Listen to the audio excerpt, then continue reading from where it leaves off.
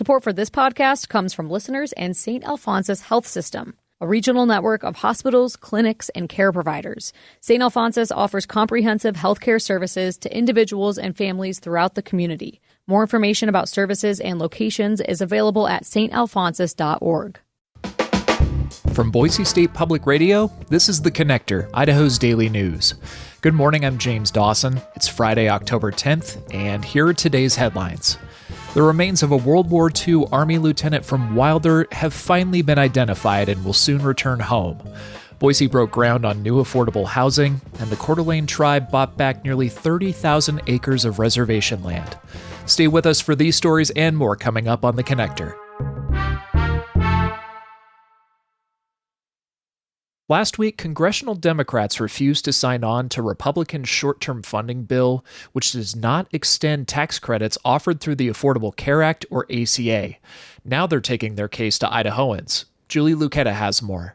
Americans who don't qualify for public assistance or don't receive insurance through their work can buy plans through the ACA marketplace.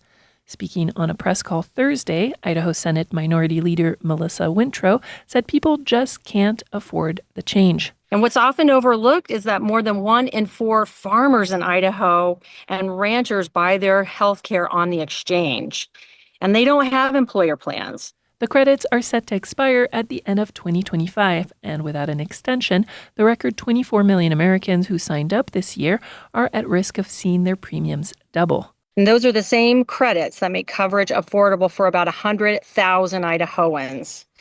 That's a lot. On the same call, Senator Patty Murray of Washington State said this meant millions would have to go without insurance and life-saving health care. She called out her Republican colleagues. They can shut down the government, but they cannot shut down debate, and they cannot shut out the voices of families who are worried about these skyrocketing health care costs.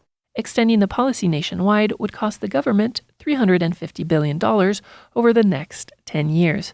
Julie Lucchetta, Boise State Public Radio News. An Army lieutenant from Wilder serving during World War II has finally been identified and accounted for after his harrowing service in the Pacific Theater, according to Defense Department officials.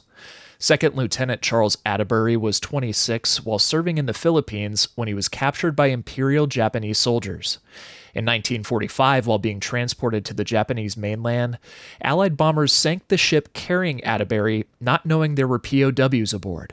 U.S. forces later sank a second ship carrying Atterbury. He died on a third ship days later. His body was eventually buried in a mass grave in Taiwan, later moved to Hawaii, and re-examined over the last couple of years. Lieutenant Atterbury is set to be buried in Parma. City of Boise and Ada County officials broke ground yesterday on a 212-unit income-restricted apartment complex on the city's West Bench. The Idaho Press reports the vast majority of the apartments at Dorado Station will be reserved for people earning no more than 60% of the area's median income. Another 21 units will be dedicated to the city's Our Path Home initiative for people exiting homelessness. Dorado Station is just off of Fairview Avenue and near Cole Road.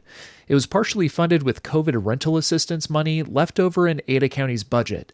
It's expected to open in the summer of 2027. The Coeur d'Alene tribe is taking back ownership of nearly 30,000 acres of reservation land in North Idaho. Tribal leaders purchased the land from Stimson Lumber Company, which hasn't been in indigenous hands since the 1800s, according to the tribe. Chairman Chief Allen said in a statement, quote, "Every acre we're able to bring back is meaningful, not only a step forward restoring what was lost, but because it allows us to take care of the land for future generations," end quote. Idaho Fish and Game previously allowed public hunting on the land, which is now on hold as tribal officials evaluate and inventory the land's timber resources. A new study finds the iconic white bark pine, which spans several Mountain West states including Idaho, could lose most of its habitat to climate change in the coming decades. As Caleb Radel reports, scientists say the loss could impact wildlife and people. High in the Rockies and Sierra Nevada mountains, the windswept whitebark pine has stood for centuries. But now, rising temperatures imperil its future, even though it's federally protected as a threatened species. By mid-century, up to 80% of its habitat could disappear.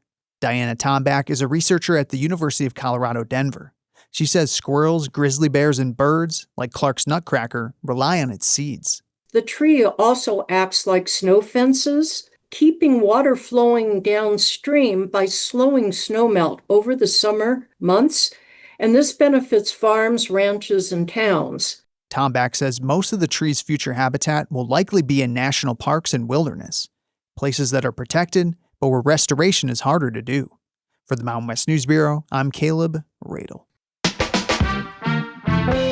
And that's it for today's episode of The Connector. I'm James Dawson, and we'll see you back here on Monday. To stay in touch with the news between now and then, check out BoiseStatePublicRadio.org or download the free Boise State Public Radio app. Thanks for listening.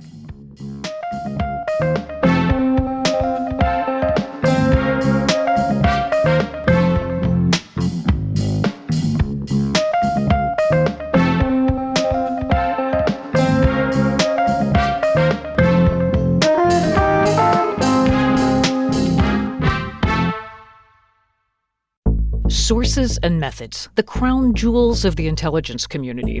Shorthand for how do we know what's real? Who told us?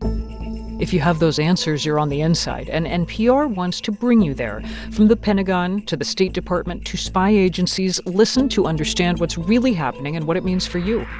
Sources and Methods, the new national security podcast from NPR.